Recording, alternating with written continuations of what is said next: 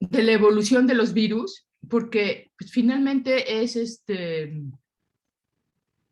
o sea, hay virus, por un lado, los virus vinieron después que los organismos, ¿no? Porque son parásitos obligados, ¿no?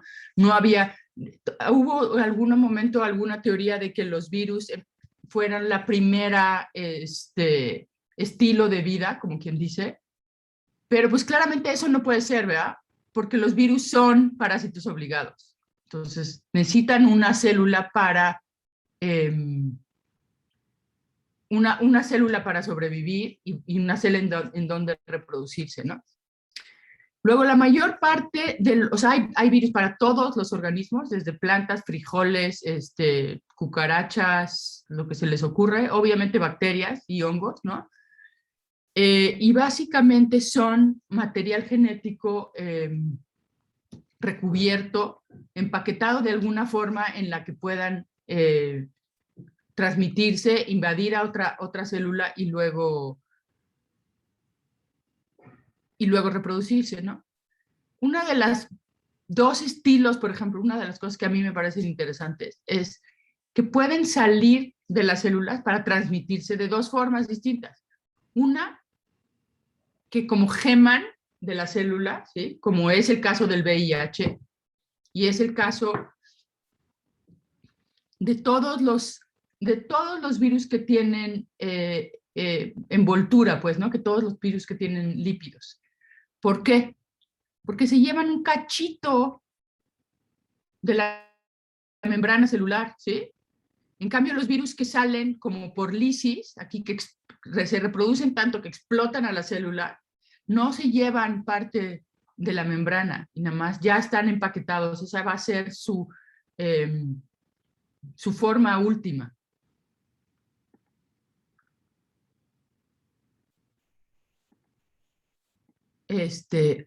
Y regresando un poco a algo que vimos en algún momento de la clase, no te preocupes, Antonio,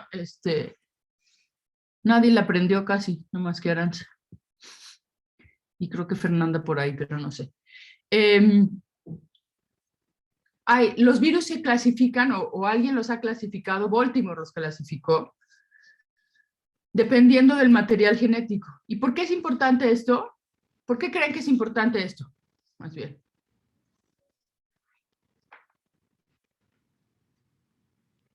Alguien por ahí. Aranza, tú sí estás aquí. Para ver cómo actúa y cómo es que libera sus proteínas o las produce. Para ver cómo produce sus proteínas, por supuesto, ¿no? Exacto. Y también para ver cómo va a infectar, ¿no? ¿Cuál va a ser su ciclo de vida? Y si lo estamos viendo desde el punto de vista médico, pues en dónde lo podemos interrumpir, ¿no? Pero exacto, es para ver cómo llega a el RNA mensajero, que eso es lo que decía Baltimore, ¿no? Y el virus del VIH, digo ya, todos lo tienen que tener clarísimo, es un retrovirus, ¿verdad? ¿Y qué quiere decir que es un retrovirus? Fernanda, que tú sí estabas por ahí también. ¿Qué quiere decir que sea retrovirus? Pues decía que su ciclo era como hacia atrás, ¿no? O sea, no sé cómo explicarlo. Pero, o sea, usaba creo que, o sea, transcriptasa, pero de forma inversa, algo así. Exacto. Alicia, ¿tú sabes cuál es el dogma de la biología molecular? ¿O alguien sabe cuál es el dogma de la biología molecular?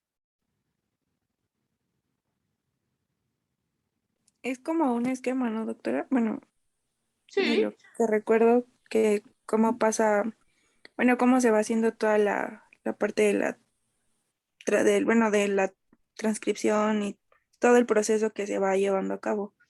Sí, el dogma, yo lo diría que es como un esquema o un flujo de información, ¿no? O sea, cómo va la información pasando de ácidos nucleicos hasta proteína. Porque en general, digamos, en toda la vida, todos los organismos vivos en la Tierra, el material genético, en cómo se guarda la información genética, es como ácidos nucleicos, DNA o RNA, ¿sí? Todos los eucariontes, si se fijan, son DNA. Pero bueno, todo el material genético, DNA o RNA, y cómo va fluyendo para llegar a proteínas. Y las proteínas son las que hacen la chamba, ¿sí? Entonces el dogma es el flujo de información desde DNA hasta proteína, y como se descubrió en los 50 es que va de DNA, que el DNA se replica como todos los eucariontes, ¿sí? Lo duplicas cuando te vas a dividir y todo eso. Se transforma o se transcribe a RNA, esa es la transcripción, y este RNA mensajero es el que se traduce, porque es otro lenguaje, ¿sí? A proteínas. Entonces, ese fue el dogma de la biología molecular, y sigue siendo el dogma de la biología molecular, pero en los 70s, Baltimore y otros investigadores descubrieron que había virus que no tienen su material genético como DNA, sino como RNA, y eso, pues obviamente, cambió el paradigma completamente de lo que era la vida en ese momento, y encontraron la transcriptasa reversa, ¿sí? Y ellos estudiaban, no sé si vieron en uno de los videos que les mandé, en donde habla Baltimore, que está un poco básico y un poco platicadito, pero ellos lo que estaban buscando era los virus que causaban cáncer, ¿sí? Y eso sí fue un cambio de paradigma en el estudio del cáncer y en el estudio de la biología molecular. Y vieron cómo esta transcriptasa reversa hacía que estos virus fueran capaces de integrarse en las células y causar cáncer años después, ¿no? Pero bueno, ese no es el tema de hoy, pero lo importante es que eran virus de RNA, ¿sí? Que se transcriben al revés, por eso se llaman retrotranscriptasas, a DNA, y ese DNA es el que ya va a invadir, va a perjudicar a la célula, pues, ¿no? Entonces, ahorita vamos a ver el ciclo del VIH, que me parece que es importante cuando estamos viendo, tratando de entender cuáles son los fármacos que vamos a usar para prevenir la enfermedad, ¿no? O combatir la enfermedad. Pero otro punto que quiero hacer y que creo que es importante para ustedes como médicos es que no todos los virus son iguales, ¿no? Hay virus que están en equilibrio y hay virus que están o en no equilibrio o en desequilibrio, dependiendo de cómo lo quieras ver. Los virus en equilibrio, ¿qué creen que quiere decir que sea aquí está escrito, pero ¿quién lo entiende qué quiere decir un virus en equilibrio? Janet, ¿tú estás por ahí? Sí, doctora. ¿Cuáles son los virus en equilibrio y por qué nos importan? Pues te digo, aquí está más o menos escrito, pero tú, ¿qué te acuerdas o qué crees que quiere decir? Y si no sabes, no importa. Alguien más de tus compañeros te ayuda. ¿Verdad? Porque aquí estamos para todos aprender. Ay, ¿quién más está por ahí que le ayude a Janet? Podría ser que en equilibrio son como que no tienen tantas variaciones y en desequilibrio que tienen como varias variaciones o como que son nuevos. Por ahí va, pero no es tanto. ¿Alguien más tiene alguna opinión o idea? Puede ser que sea cuando, o sea, el virus ya en equilibrio que tenga su reservorio normal y cuando esté en desequilibrio es cuando encuentre un nuevo reservorio donde no se sabía que podía estar el virus.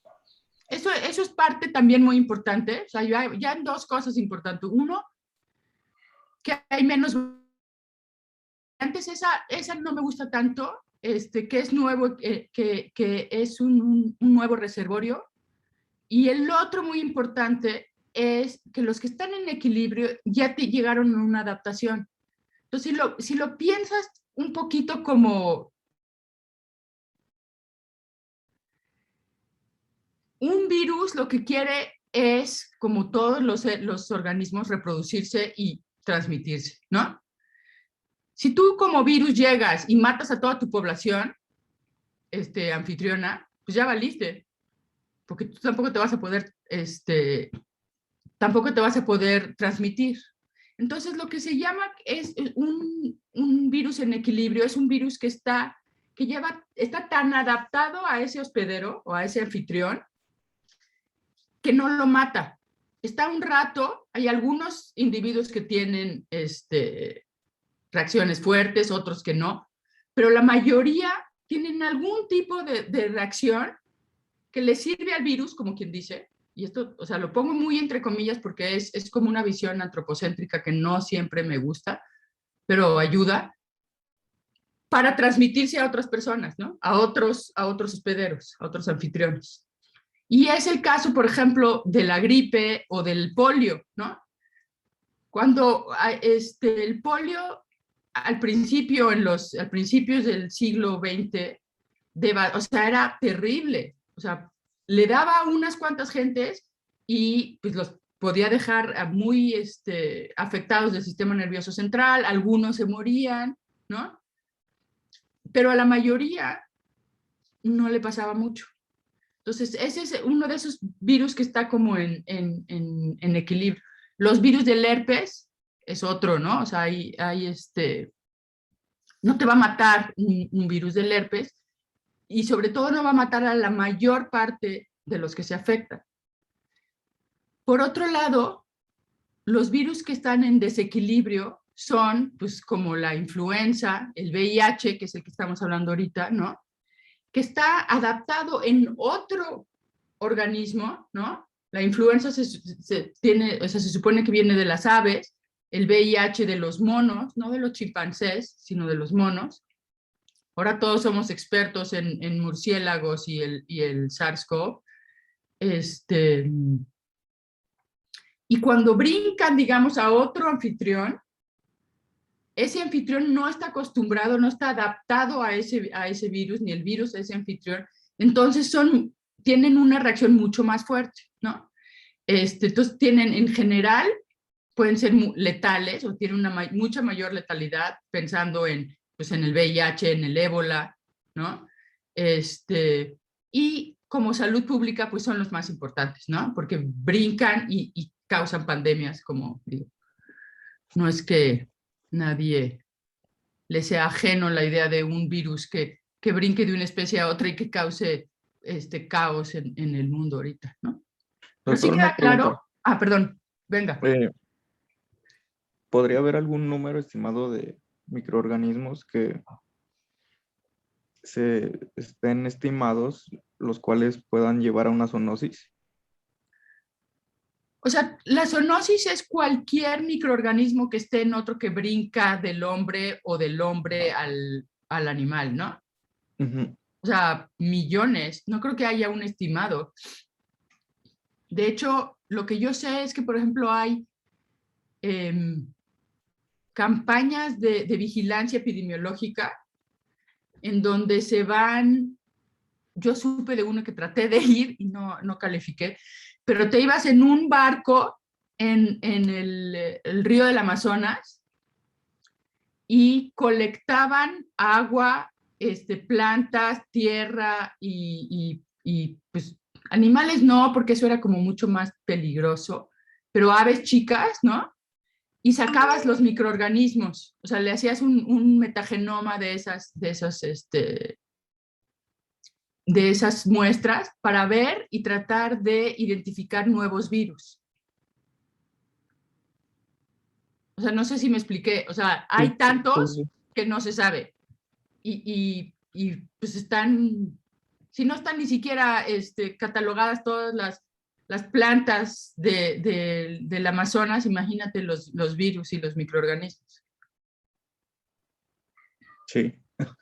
Ok, gracias. Entonces, por eso la relación, ahorita estamos todos como más conscientes, tal vez un poco tarde, pero estamos afortunadamente ya más conscientes de que la interacción entre el hombre y su medio ambiente es muy importante, ¿no? O sea, y mientras más invadamos estas zonas en donde no hay pues, no estaba acostumbrado el medio ambiente a tener hombres, pues más interacción va a tener con los animales y con los microorganismos, ¿no?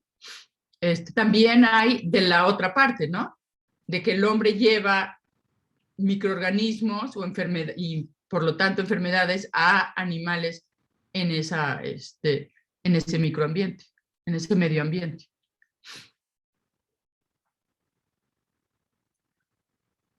Eso es lo que en la ONU y en la OMS le llaman una salud, que yo creo que es un concepto que está súper padre y que hay que darle como más peso. Y ustedes como médicos les va a pegar más. Es obviamente un virus en desequilibrio, ¿sí? ¿Y por qué creen que está en desequilibrio? Digo, en una frase, ¿por qué definirías el VIH como en desequilibrio, Shelby? Quizá por su mortalidad. Yo creo que sí, ¿no? Porque no está adaptado, ¿no? Sigue matando a muchos. En monos, no en chimpancés. Y alrededor de 100 años, hace 100 años brincó al hombre, pero se hizo como muy... realmente el VIH empezó del 1980 y siempre pues empezó en África, pero mientras más se viaja y más globalización, pues más se pueden transmitir las cosas. Y alrededor de los 80s es cuando ya se disparó como una epidemia mundial, ¿no? Una pandemia.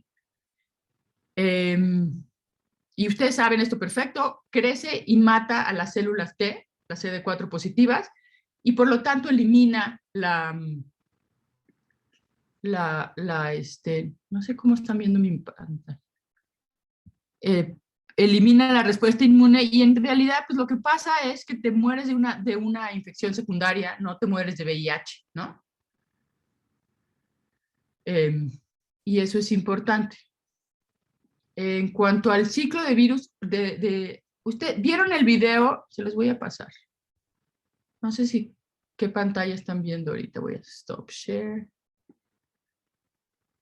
Quisiera que habláramos del video que les mandé en la clase, en el classroom, que no sé si lo vieron o no, pero no importa porque lo vamos a volver a ver juntos.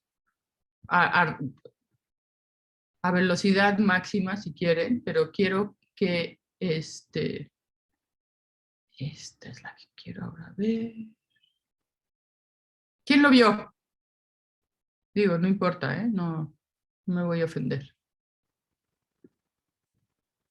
¿Nadie? ¿De plano? ¿Cuál? El del Ah, no, ese no. Bueno, lo voy a poner en rápido y le voy a quitar y le voy a quitar la voz. Ways whereby HIV can penetrate through. Bueno, esto está un poquito más. Vamos a ver. ¿Le quitaré la voz o no le quitaré la voz?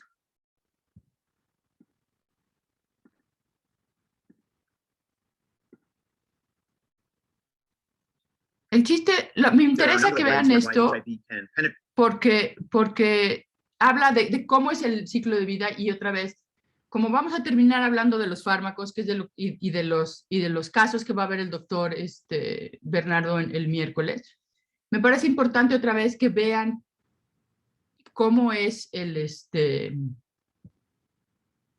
en dónde se atacan los fármacos y por qué es importante ahí, ¿no? Entonces, VIH, célula T, ¿verdad? Penetrate through blood vessels to reach its target population. Que es la It célula shows T. two different entities, both HIV and its main target cell. Entonces aquí está estos son los receptores, los antígenos.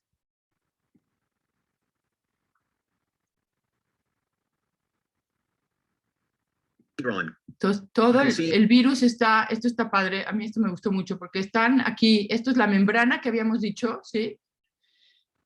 Hay glicoproteínas de superficie, la GP120, la GP41, ¿sí? Que estas son importantes para la interacción con los receptores. Y eso desde el principio, cuando hablamos de cómo se entraban los microorganismos a la célula, hablamos de que esto era importante, ¿no? ¿Cómo es que reconoce el virus los receptores en el cuerpo, ¿no? En las células? Entonces están las glicoproteínas, luego está como core, ¿sí? Que estos son proteínas también, y adentro todavía está una cápside, ¿sí? Esto es todo el virus, y luego ya está una nucleocápside, o sea, hasta el RNA de doble cadena está cubierto con una nucleocápside, y trae el virus siempre un par de proteínas. Tiene la transcriptasa reversa, la integrasa y la proteasa, ¿sí? Entonces aquí nos está explicando cuáles son todas estas.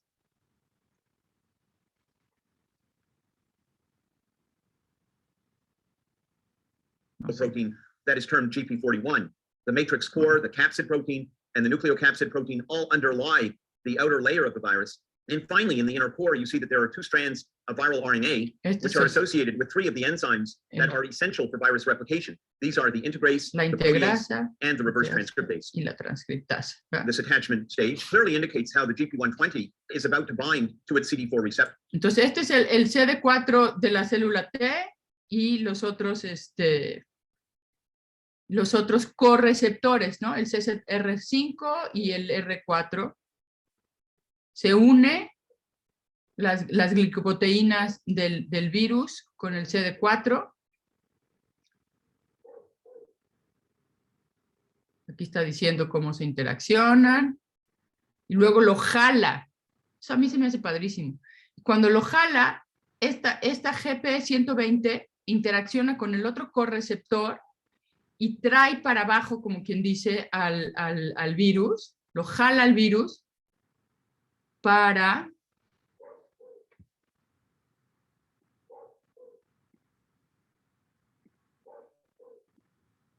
ya meterse, ¿sí? Con el GP41 ya se integra, se mete en la membrana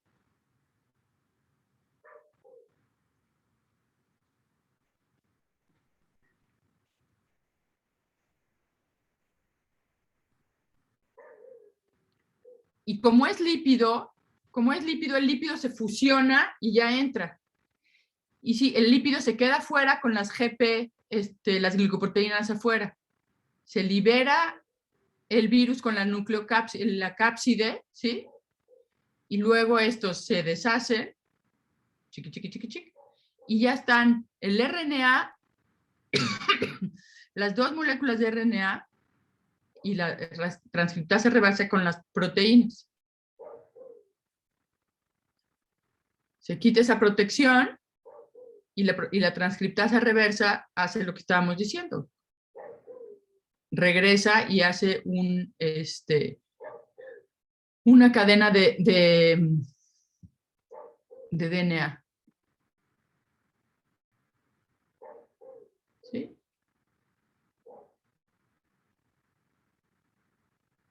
Aquí está esta. Luego lo mismo pasa con la otra hebra de RNA.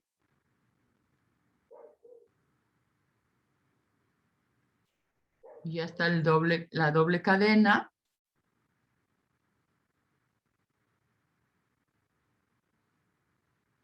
Luego, si quieren verlo con sonido y despacito lo ven, pero tampoco quería que fuera demasiado tiempo. Y ya entra al núcleo, ¿sí? Y luego viene la otra proteína, que es la integrasa, que no solo corta, aquí te dice, nada más corta el DNA y ya se une. No, o sea, la integrasa en realidad prepara el DNA del virus, les pone unos OHs, ahorita vamos a ver con los estos, y se integra como un provirus. Entonces, este provirus va a estar siempre ya integrado en el núcleo y en el material genético de esa célula. Y en cualquier momento que quiera puede empezar a hacer RNA de virus, porque esto es DNA, de DNA a RNA fácilmente, ¿sí? Sacas el RNA del virus y estos RNAs mensajeros salen de la célula, salen del núcleo, se pueden traducir a proteínas, ¿sí? Con el ribosoma de la célula, truco, ¿sí? Estos ya son las proteínas de la célula. Y luego viene la otra enzima muy importante del virus, que es la proteasa. Estos polipéptidos agarra y los corta en las subunidades ya propias, necesarias para el ensamblaje del virus. Y son pues, las proteínas de la cápside, las proteínas que protegen al RNA, los de la matriz, ¿verdad? Todas esas proteínas son las que son aquí como formándose. Entonces ya se arma, ¿ves? Estas proteínas se arman en el core, ¿no? Y reconocen otra vez a estos estas glicoproteínas y ya sale el virus, ¿sí? Y se lleva otra vez una partecita de los lípidos de la membrana de la célula. Entonces, a mí esto me gusta mucho porque, según yo, aquí ya no hay nada más. Muchas gracias y hasta luego, ¿sí? Ahí está. Me gusta mucho esta animación, de las que yo encontré, me pareció que era la más padre, porque al final del día lo que pasa es que te está enseñando los lugares, y aquí está otra vez como es la parte como súper minimalista, en donde son los pasos como claves del ciclo de vida del virus y en donde se han desarrollado los fármacos, ¿sí? Entonces, bueno, eso. Entonces van a hacer esto, es la fusión, la reversotranscriptasa, la integración, la transcripción, ¿sí? Y la gemación, digamos, del virus.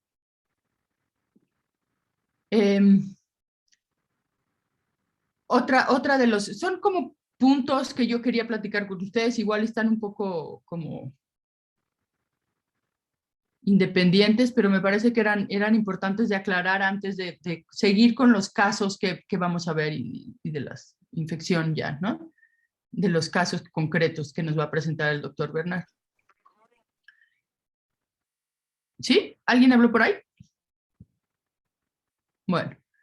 Infección. Hay como 3 etapas claras de una infección con VIH y la primera es la infección aguda, que es inmediatamente después de la infección. Y lo que ves es, aquí está, me gustó esta también porque ves la cantidad de virus correspondiente con la cantidad de células T, ¿no? De CD4. Entonces empieza la infección aguda, viene fiebre, dolor de cabeza, puede haber salpullidos, y es cuando hay una alta transmisibilidad y hay una gran replicación del virus, ¿sí? O sea, el virus está a full ahí,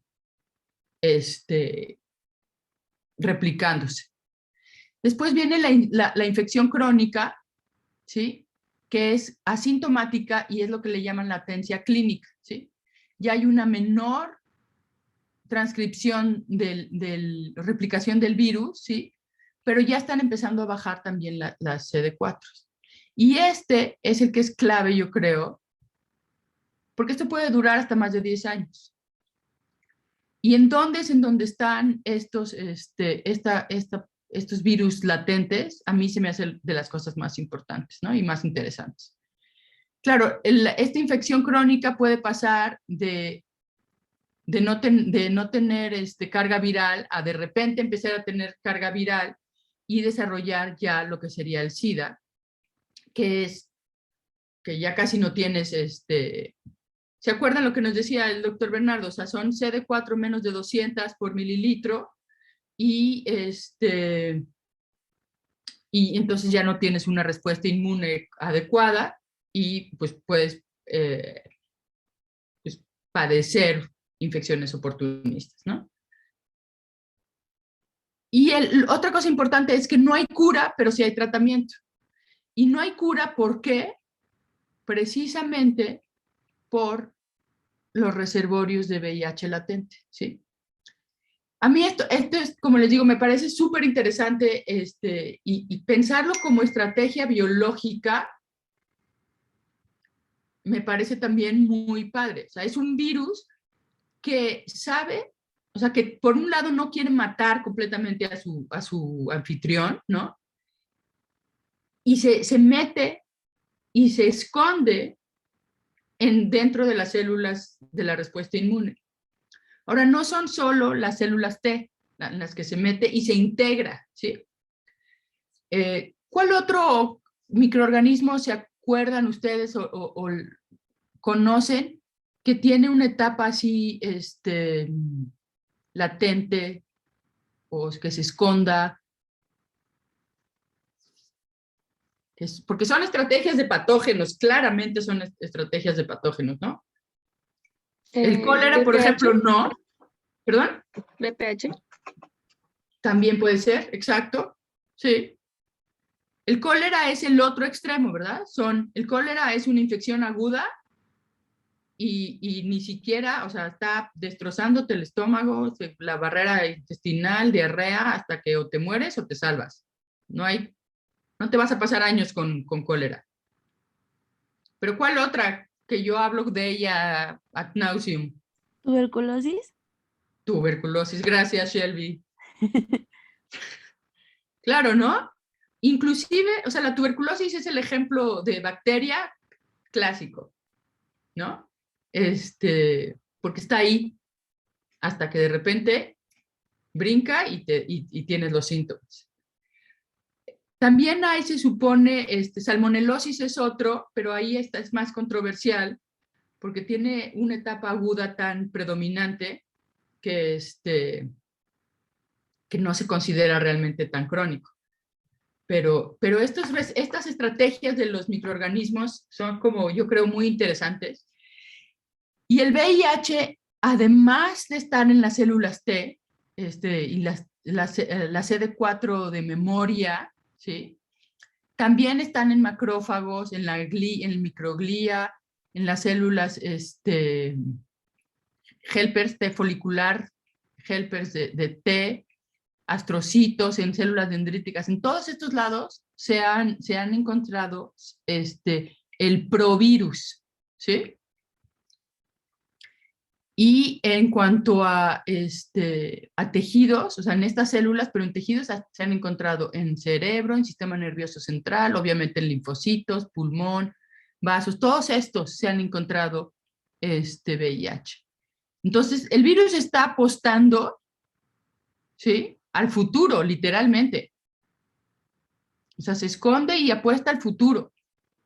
Y luego ya está aquí como profago y de repente hay una señal que lo activa y se activa la enfermedad. Hasta donde yo pude leer, no hay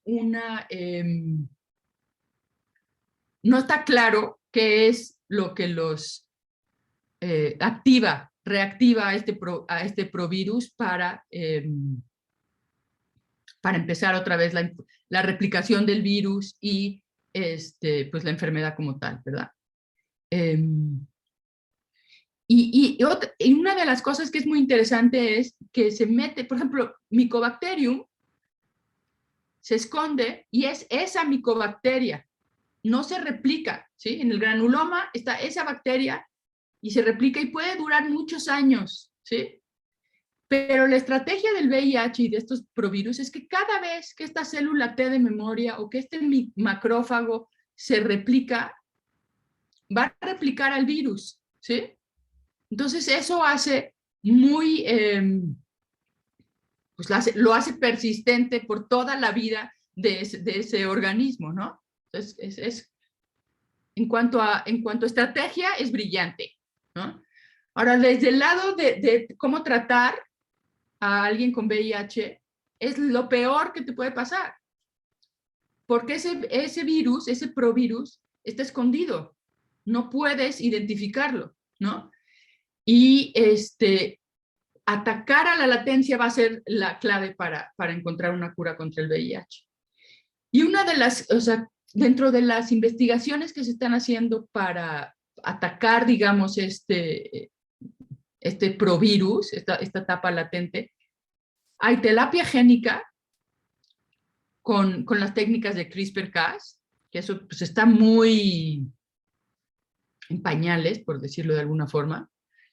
Y hay otra estrategia que a mí me pareció un poco, pues, fuerte, que es la que le llaman del shock and kill. No sé si ustedes la han oído. Pero lo que hacen es que activan al virus, o sea, echan, no me acuerdo cuáles son las señales y los retos que le echan. Esto se hace, hasta donde yo entiendo, todavía en modelos animales, para activar al provirus y luego atacar al virión, ¿no? Ya el virus activo, ya que se está replicando. A mí se me paran los pelos de punta porque pienso en alguien que tiene su VIH como muy controlado, muy latente y está tranquilísimo, y de repente le diste una medicina para activar a que se active el virus, y tienes que a fuerzas matar a ese virus, porque si no le diste en la torre a ese pobre individuo. No sé si ustedes han oído de esta terapia. Interesaría mucho saber su opinión. Yo no, doctora. ¿No? No, tampoco. No. Pues esa va a ser mi pregunta para el doctor Bernardo el miércoles. Les voy a pasar un artículo que estaba leyendo de esta terapia. Me pareció como, o sea, muy biológicamente interesante y como con lógica, ¿no? Razonada, pero qué miedo, ¿no? Muy, muy arriesgado me pareció a mí. Bueno, el tercer punto que yo quería tratar con ustedes eran los fármacos antirretrovirales, ¿no? Entonces, para empezar, y como nos recalcó el doctor Bernardo desde el principio, en cuanto tú ves que alguien es VIH positivo, hay que darle terapia antirretroviral, ¿no? Y la teoría, obviamente la idea es que los fármacos van a bloquear la replicación del virus, y es por eso que no agarran al latente, ¿no? Y al bloquear la replicación del virus, van a aumentar la CD4 y tú vas a poder tener una respuesta inmune más normal y vas a poder resistir, digamos, la vida anormal, ¿no? No vas a tener una enfermedad oportunista. Y la idea es llegar a menos de 200 virus por mililitro de sangre, que es lo que se denomina como indetectable. Eso es lo que yo leí. Y hay varios tipos de antirretrovirales y dependen obviamente del ciclo vital, y es por eso que me extendí mucho en lo del ciclo vital. Entonces, el primero son los inhibidores de la transcriptasa reversa, y de esos hay dos estilos. Uno, que son análogos de nucleósidos, ¿sí? Ustedes se acuerdan, creo que lo tengo aquí, voy a regresar. Lo había puesto muy bonito. Esto iba a ser así. Aquí está. Entonces, uno de los análogos de nucleósidos esta es, por ejemplo, la timidina, ¿sí? La timina, y este es la AZT, que fue el primer antirretroviral como súper famoso, ¿no? Que es, como ven claramente, es un derivado de la timidina, ¿no? O sea, digo, lo único diferente, si se fijan muy bien, es en lugar de tener este OH, tiene un nitrógeno aquí, más bien 3 nitrógenos, ¿verdad? Y yo no sé si se acuerden, pero la replicación, la síntesis de DNA, tú tienes aquí tu cadena, y en este OH, ¿sí? En este OH es en donde vas a atacar y va a ir creciendo. Este OH ataca a la base y se elonga la cadena, ¿sí? ¿Sí lo ven? Este OH pega aquí hasta el fosfato. Estos son los nucleótidos trifosfatados, ¿sí? 1, 2, 3. Este es el nucleósido. El OH ataca este fosfato y creces por una base aquí. Pero ¿qué pasa si tú no tienes un OH, sino que tienes un nitrógeno? ¿Se ve? No sé si nada más yo no lo veo acá. Entonces, metes este N3, ya no puede reaccionar con el fosfato de acá, ¿sí? Y entonces se acaba, se termina la elongación de esa cadena de DNA. Entonces, cortas ahí. Y así funcionan los análogos. Ay, pero es que yo quería ir para atrás. Espérame tantito. Oh. Aquí están. Entonces, el AZT es uno de ellos, ¿no? Y aquí están otros de los fármacos. Sidobudina, lamivudina, stabudina, didanosina, abacavir.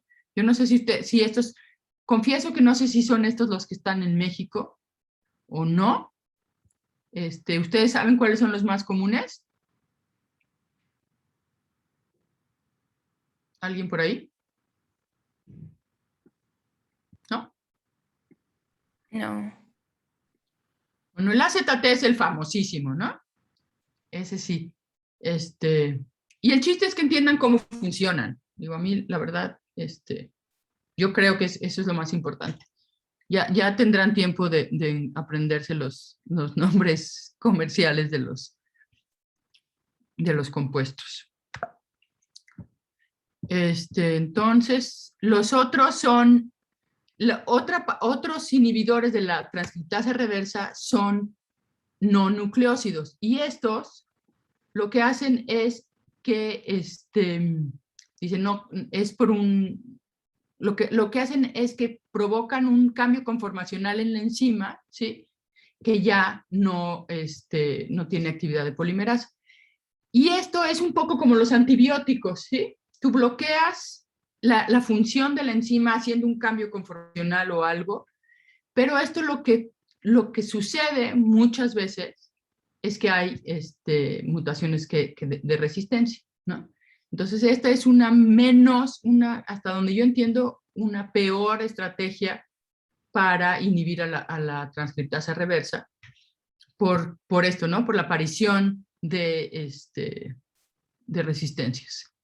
Y aquí tenemos estas de la viridina, doraviridina, estas, no las puedo ni pronunciar.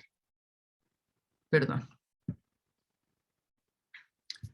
El siguiente paso hablamos del procesamiento de las proteínas virales. Si se acuerdan, esto era después de que ya se integró, ya es la parte después del profago, sacaron los polipéptidos y esta es la proteasa que está cortando para ya generar las subunidades y la maduración de las proteínas virales.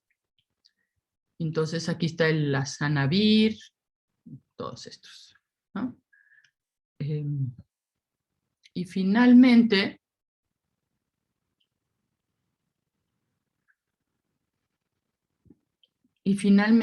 inhibidores, o sea, la otra parte es cómo entra, o sea, si pudieras bloquearlo desde el principio sería lo ideal, ¿no? Y esto hablamos también en la primera clase que vimos de virus, hablamos de esto, o sea, si tú puedes agarrar y bloquear el receptor, o lo que se le pega al receptor, sería lo ideal. Claro, no puedes tú dar un fármaco que bloquee completamente el CD4, pues porque entonces al final estás arruinando la respuesta inmune desde el principio, ¿no? Pero hay inhibidores que inhiben la fusión con la membrana celular o con el correceptor, ¿no? Acuérdense que hablamos de los CCR4 y los, y el otro que no me acuerdo cuál es, CCR5. Entonces estos inhiben la entrada desde el principio de la célula. El otro punto era la integrasa, ¿no? Que no puede haber, entonces no puede haber un profago, ¿no? Un provirus. Y este es el mecanismo de la integrasa. Este es el genoma del virus, ¿sí? Se procesa el final, ¿sí? Estos OHs, si se fijan aquí, estos los liberas para que puedan hacer la misma reacción que les enseñé al principio de síntesis, ¿sí? Este OH se pega con el fosfato que está en los extremos 5' del DNA e integra el genoma del virus. Entonces aquí, como resumen, como quien dice, tenemos todos los pasos del ciclo de vida y en dónde actúan los posibles fármacos, ¿no? En la unión del virus con el CD4 o con los correceptores, la fusión, ¿no? Con la membrana. No, que yo sepa, no hay fármacos que ataquen la liberación, digamos, del RNA, pero obviamente la transcriptasa reversa, los análogos y los no análogos, la integración y luego la maduración de las proteínas y la gemación, que yo sepa, no hay una inhibición ahí, pero sí ya en el empaquetamiento de los virus. Creo que esa es mi última, por eso iba a ser una clase muy rápida, nada más. Entonces, no sé si tienen alguna pregunta, y yo espero que con esto como que tengamos más armas para discutir los casos clínicos, pensar en las estrategias y ver cómo, pues cómo actúan estos virus, ¿no? ¿Preguntas, comentarios? Yo, Una pregunta, doctora. Venga. gracias. No me quedó muy claro lo de la latencia, o sea, ¿nada más se replica la célula o también el virus o cómo? Es que eso es lo que está súper padre. A mí también me gusta mucho y la latencia, tú acuérdate que el virus llegó, voy a poner, déjame ver, esta, ¿sí? Aquí están viendo mi esta, ¿verdad? El virus entró, ¿sí? Y se integró en el genoma de la célula, ¿sí? ¿Este es un macrófago o es un CD4, una célula T, ¿verdad? Y esta célula T se va a replicar, no se muere, no vive y se muere, sino esa misma célula T, sobre todo si son las células T de memoria, se replica. Entonces, cada vez que la célula se replique, va a replicar el DNA del virus, porque está metido en su genoma. ¿Sí? Porque así está. Ahora, lo que no sé es si tienen lugares específicos en donde se integran, pero eso sería, eso hablaría más de cómo afecta el provirus a la célula, ¿no? Pero conforme la célula se replique, el virus se va a replicar. Y de hecho, por ejemplo, cuando secuenciaron todo el genoma humano, se dieron cuenta que había pero muchos fragmentos de DNA que eran inserciones de virus ancestrales, digamos. Todas silentes, ¿no? No tienen una función, no tienen nada, pero hay cachitos de virus y que se han integrado a lo largo de la historia. Muchas veces esos se convierten en oncogenes, pero inclusive si no son oncogenes, hay pedacitos de DNA extraño, digamos, ¿no? No sé si contesté. Sí, gracias. ¿Alguien más por ahí? Yo igual iba a preguntar eso de que para llegar a la fase latente, como que cuántas veces o qué tanto se había ya replicado el virus para mantenerse en esa fase. Lo que yo entiendo es que desde el principio que el virus entra, hay una parte que se integra, ¿sí? ¿Qué tan? O sea, depende de, yo me imagino, pero no sé, que depende de las señales de activación del virus, es si se integra y se sigue directamente para acá, digamos, está integrado y de todas formas empieza la transcripción y la generación de virus, ¿sí? Que se integre, o sea, lo que quiero decir es que se integre como provirus, no quiere decir que no también transcriba y produzca nuevos virus, sino que puede hacer las dos cosas, y eso es lo que pasa en la fase aguda. ¿Sí?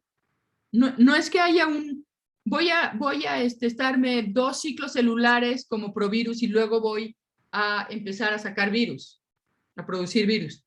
No.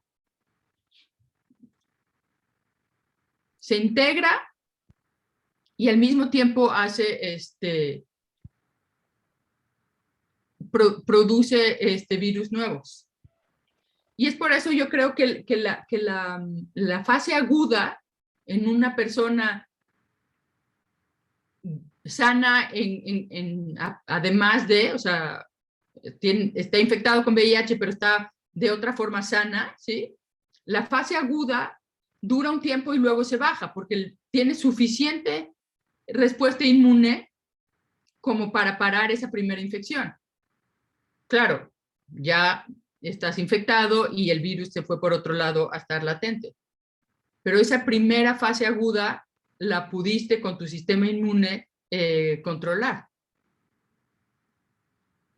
¿Sí? Ah, ok. Entonces es en cuestión de la rapidez con la que actúa el sistema, entonces. Yo creo que sí. De eso va a depender la fase aguda. Ok, gracias. Pero, ¿alguien más por ahí? Yo. Venga. Yo no entendí muy bien por qué los inhibidores no nucleósidos generaban resistencia. Bueno, Eso ajá. Los no nucleósidos, lo que pasa es que no actúan. Imagínate que está así la proteína, ¿sí? Esta es la transcriptasa reversa. Y los nucleósidos lo que hacen es que paran la elongación, ¿no? Eso está como muy fácil. Pero los no nucleósidos lo que hacen es, hazte de cuenta que se le pegan a una parte de la enzima, ¿sí?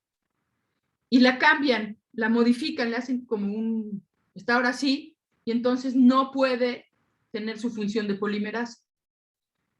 Pero pero esto mismo hace que el virus en las siguientes replicaciones haga genere mutaciones o sea, más bien, selecciona mutaciones que impiden que este fármaco se pegue. Ah, ya, se va adaptando. Okay. Exacto, son como la resistencia a antimicrobianos. Okay. ¿No? El mismo microorganismo selecciona enzimas pues sí, en general son las proteínas, las enzimas que impiden que se pegue ese antimicrobiano, que pues este es un antiviral, pues, ¿no? Y entonces, por eso, porque es un mecanismo no competitivo, o sea, se pega a la enzima. Y al pegarse a la enzima lo que es simple y sencillamente que es una proteína que reconoce cierta secuencia de aminoácidos en tu enzima, ¿no? O sea, te de cuenta que la transcriptasa reversa, es que no tengo un dibujito ahí, así. Pero hazte de cuenta que la transcriptasa reversa tiene como muñón aquí así. Y tu fármaco lo que hace es que reconoce este muñón. Como esta enzima, cuando está reconocida por este fármaco, ¿sí? Se va a eliminar conforme va la replicación del virus. Cualquier enzima, cualquier virus que tenga una transcriptasa reversa que no tenga ese muñón, se va a seleccionar, ¿sí? Porque no va a ser eliminado por el antiviral. Entonces, es selección natural estilo Darwin. No es como vas a eliminar a todos los que tengan el muñón, los que no tengan el muñón van a estar mejor adaptados, como por selección natural, y esos son los que van a sobrevivir.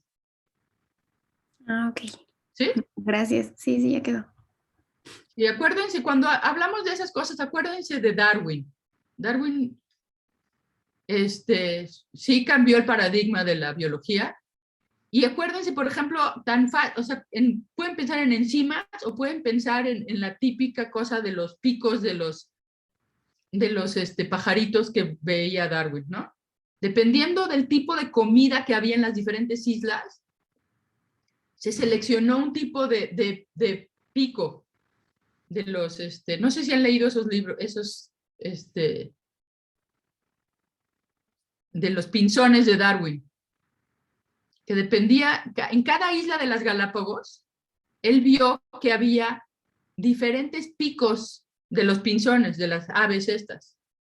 Y cuando se puso a investigar, lo que pasaba era que había diferente tipo de, no sé si eran gusanos, si eran plantas o si eran, ¿cómo se llama? Conchas. Y por eso se habían adaptado esos diferentes pájaros. Pero bueno, eso sí que fue una desviación interesante, mayor de lo normal. Pero sí, la evolución, todos estamos siempre bajo el yugo de la evolución. ¿Sí quedó claro? Perdón, Fernanda, me fui para todos lados. Ah, sí, sí quedó claro. Gracias. ¿Alguien más por ahí?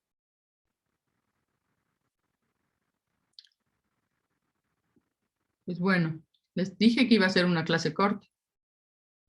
Pero así, ya vengamos con más ideas para la discusión con el doctor Bernardo y pregúntenle cosas, porque es cuando es la chance que tenemos de tener a alguien que está realmente viendo pacientes y sí es experto en VIH.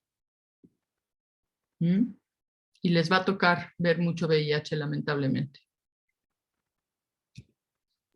Sí, Bueno, doctora. si no hay otra cosa, los libero. Gracias. Órale, bueno, que estén bien. Hasta luego. Gracias, Gracias, doctora. igual. Sí. Luego. Adiós.